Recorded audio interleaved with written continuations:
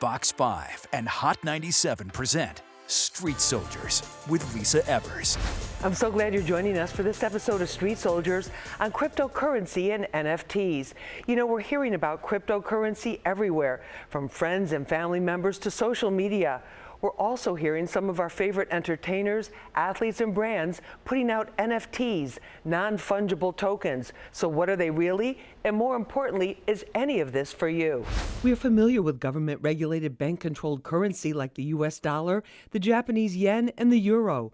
Now comes a more populous financial exchange system called cryptocurrency, where the value is not determined by the Federal Reserve Bank, but in an open marketplace. We should be very used to all of us using electronic payments by now. Everyone I know has a Zelle account. Everybody I know has Venmo.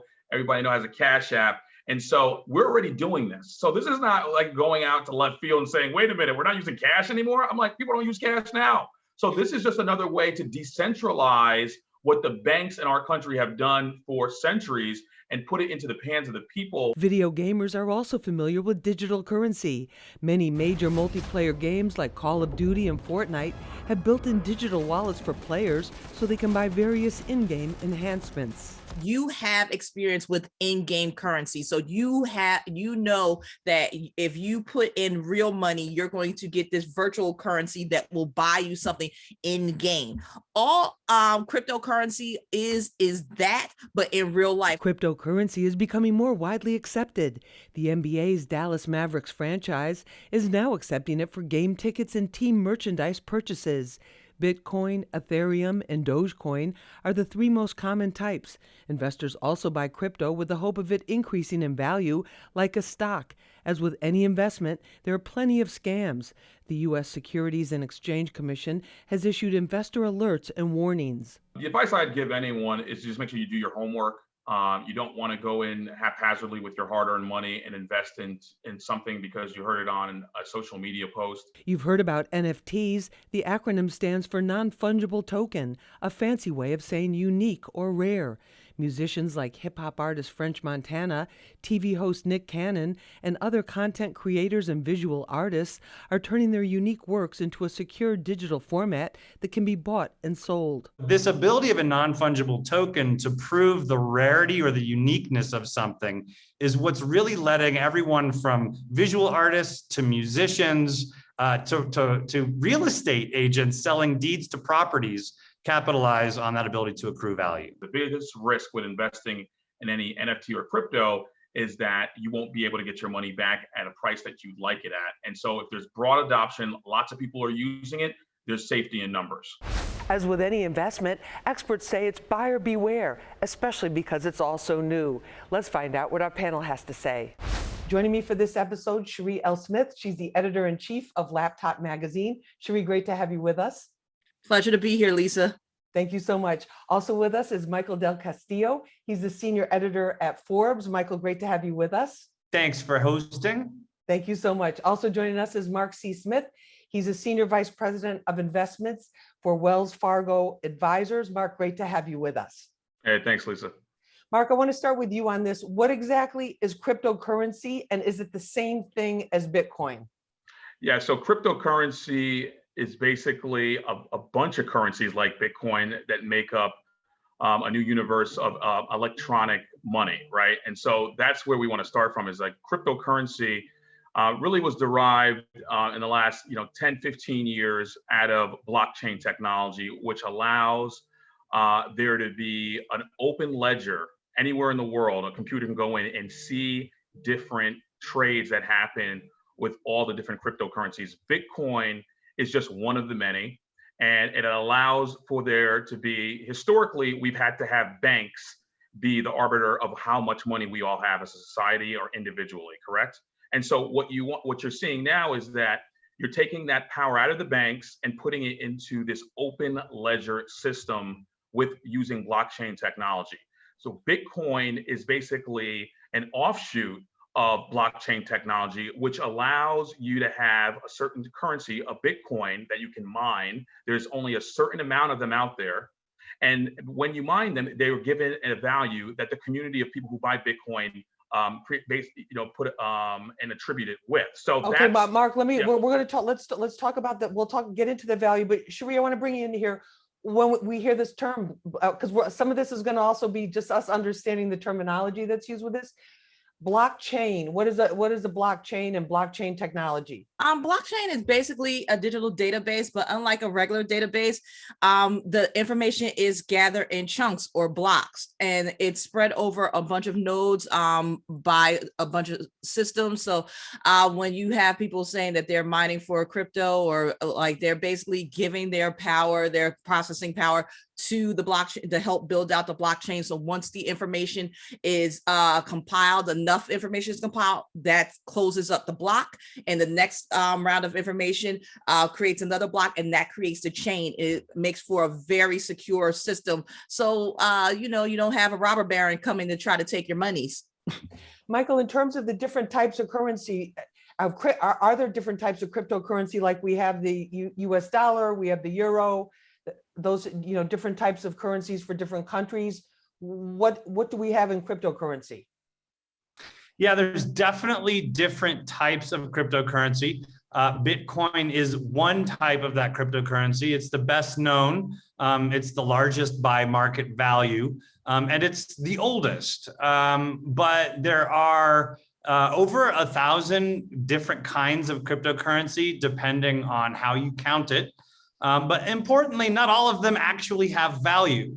It's really easy to make a cryptocurrency. All you have to do is copy some code that's available on the internet and give it a name, and you can call it your own cryptocurrency. I could make a Michael cryptocurrency pretty easily and for free. The trick is that no one would use it. So what we really are talking about here when we talk about the cryptocurrencies that you see in the news are the top 10, 20, maybe 50 cryptocurrencies by market value. And that collectively they're worth on any given day between $2 and $3 trillion nowadays. But almost all of that value is in Bitcoin, and it gets exponentially smaller as you go down from there. We have much more for you, so don't go away. How much does one Bitcoin cost? Like if you want to buy one Bitcoin. Well, the great thing about it is it trades 24 hours a day, right? So if I gave you the answer today, it could have changed in the last 5 minutes. But it's around $60,000 a coin, and you have people who bought in at $100, a few $100s. That's why you're having 20-year-olds that are worth $50 million walking around, and you're like, how in the world did they do that? It's because they heard about it first, right? Just like young people heard about Instagram first and TikTok, and old folks are like, what is that? Like that. Michael, what about piggybacking on what Mark said there? I just throw out there that unlike a dollar, which can only be divided into 100 pieces, hence the penny being worth 1/100th of a dollar, Bitcoin can be divided into, I think it's a dozen different decimals. So it can go down to a billionth and a trillionth of a piece. So you can actually buy $1 worth of Bitcoin. You don't have to buy an entire Bitcoin. Cherie, is there still like a little bit of a stigma about this? Because, there were people that were using cryptocurrency on the dark web to do, to buy drugs or run guns, to do like all kinds of for illegal activities. Is there still a bit of a social stigma on it, do you think, or no? I mean, as once you have Elon Musk talking about it, the stigma kind of lifts away, for better or worse. I mean, the whole thing about crypto is that it's decentralized. It doesn't fall prey to inflation. Like it really is an open market, and like you can make your fortune or you can break your fortune, just like the stock market. And like there are over 7,000 forms of crypto right now. Like, and as Michael said, I could make a crypto, and the point of the matter is to build confidence and get people to invest and buy in that crypto. Because basically, what crypto is doing is that you are basically taking a worthless unit, getting people to see the use cases of it, and buy into it, and that's what builds the worth. And as more people buy into it, that's how the value goes up. The value continues to go up. Yeah. Let's talk about NFTs, because we've been hearing a lot of different artists creating these NFTs, all sorts of people from a lot of different fields, to be quite frank. Michael, what are NFTs? Thanks for asking that. It's actually one of my favorite questions to answer because I think it's so important and it lets you really get to the heart of what blockchain technology is. So blockchain technology is the distributed ledger technology that exists underneath these cryptocurrencies and other digital assets. That allows a digital object to accrue value without a middleman, which was a hugely important breakthrough, not only technologically, but historically. So what I like to, the simple way that I like to explain blockchain is it's the ability to prove that a digital object exists only in one place at a time. That seems very simple, but if you keep in mind the old-fashioned Command-C, Command-V, copy paste. In the digital world, online, it's historically been so easy to copy anything that those objects haven't been able to accrue value. You think about sharing a picture on Twitter or copying a picture onto Facebook. You can copy it forever, and there's no record of where the original was. Blockchain lets you prove that an image or any digital object, this could be a sound file, an asset like Bitcoin, a stock, is only in one place at a time. And that lets it accrue value. And that's an important accomplishment in the history of the internet, because once we can prove that a digital object only exists in one place at a time, we can sell it. Cherie, what about these NFTs in terms of the security around them, the popularity? They're all over social media. They are, and I like them, especially when it comes to artists, because it takes out the middleman. So a lot of, especially like if you are a painter or you're some type of sculptor, typically you have to go through an art gallery to get your work displayed. Like, and if it's sold, you have to cut in the art gallery. This way, it's just a one-to-one interaction. The artist and the seller and the buyer, and they and you get the original work, and you are the only person with that original work. Security wise, like since it's using blockchain, it's very secure. And like we're seeing a lot of big brands cash in. Disney has NFT, WWE, anything that you can make a collector's item for, now there's going to be an NFT for, which I think is really cool. Mark, in terms of the NFTs, is it mostly like a mass market appeal, or are you seeing things on the high end too?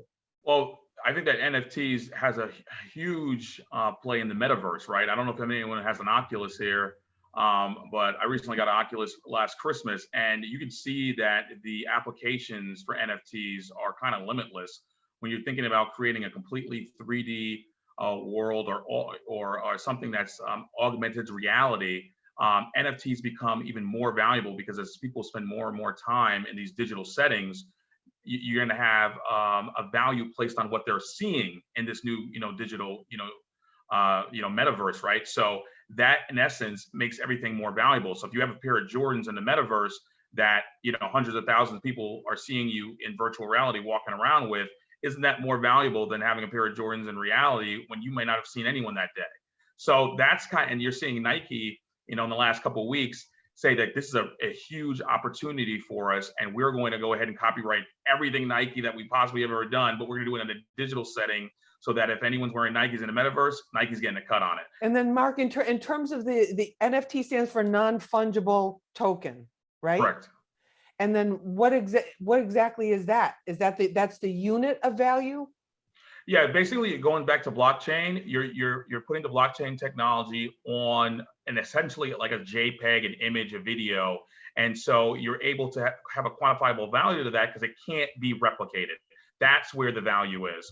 And what's really interesting for artists, hip hop artists, and you're seeing artists take advantage more of NFTs recently, is because they have always been creative of amazing content. And a lot of people have said they haven't gotten compensated what they should be. Right. This allows NFTs to create a place and a platform for artists now to control their own creativity, put it right out by themselves without getting a record label involved or a major anyone that's going to dip into their pockets. And now that has value, and as it increases in value, as that person increases in stature, then their NFT is worth more and more money, and the artist actually can eat 10-20% historically on the upside of the NFT, which is really phenomenal for content creators, right? And for anyone who is in the creative arts, because now you are finally able to cut out the middleman and go right to the public and say, listen, I've created this NFT. It can't be replicated, and I'm going to get a piece of it as it goes up and its value. What kinds of risks are there with this cryptocurrency? Yeah, so risk, pretty much, a lot of people just think about principal risk, which is what my value is worth today, what it will be worth tomorrow. That's principal risk. But there is also something called geopolitical risk, and that is the risk that comes with a government deciding whether your investment is in favor or not. And the big geopolitical issue right now with crypto in the U.S. is there's no legislation behind how we look at this. If all of a sudden you started to see on either side of the aisle that there was starting to be a negative sentiment around crypto, if it was un-American, and then you start getting bipartisan support for it being un-American, and because China, we just saw they don't have a democracy, so they said overnight, we're not allowing our citizens to use it anymore. Can you imagine if that happened in the U.S.? What would that do to the price of all the cryptocurrencies that are currently? So that's the major risk. But the major potential reward is everyone starts to adopt this widely, and now you were at the beginning of it rather than at the tail of it. Sheree, what about that? What about the perception of it too? Because we heard of a couple, elected officials who said, well, when I come into office, I'm going to have my first paycheck in Bitcoin. I mean, but I don't know if they should have said it that way, because now that I know Bitcoin is about $60,000, that's quite a first paycheck. Anyway, what about that? Like that trust factor and that perception factor. I think it's incredible that so many people are relying on a decentralized system, since the American dollar is set in stone. So I think it's amazing that this system is being adopted. I'm hoping that it'll stay that way. But as Mark said, like anything can happen. Like depending on how the world structure is going. Like if, let's say there's a war breaks out, all of a sudden now crypto is like, all right, crypto's outlawed. Like we found that it has ties, certain companies have ties to an enemy country and they could be spying on you. Now all your money is gone. So there are those things to worry about. And then there are more mundane things to be concerned about with crypto. And that is, as always, the scam. There's always going to be a Nigerian prince somewhere that needs some money, that needs you to wire something, and you need to give them your contact info. There's always going to be someone saying like, oh my God, your Citibank account is going to be turned off. We need, like, you have to be very careful of who's sending you information when it comes to your NFTs, your crypto. And you also have to be very vigilant on not sharing information. And if you're investing in a new type of crypto, because crypto is born every minute almost. Wow. You need to really examine who the person is, or company, or whoever it is that's making this crypto, and make sure that they're not going to do a pump and dump where they sit there and they get all this hype around it. And then when people put in their money, they're like, thanks guys. And they run off, and there's no, all your money is gone. Mark, final word to people who aren't in the league where they can afford an advisor like you. Yeah, I would just say, just get into the market and try to invest not only in crypto. Remember that I wouldn't take a huge part of your portfolio, maybe 10% of everything you wanted to invest, maybe look into crypto, right?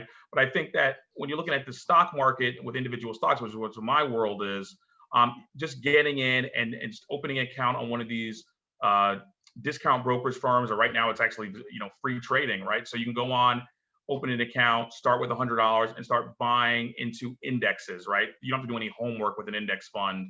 And then as you get more and more proficient, buy individual stocks. But I think the most important thing is get involved.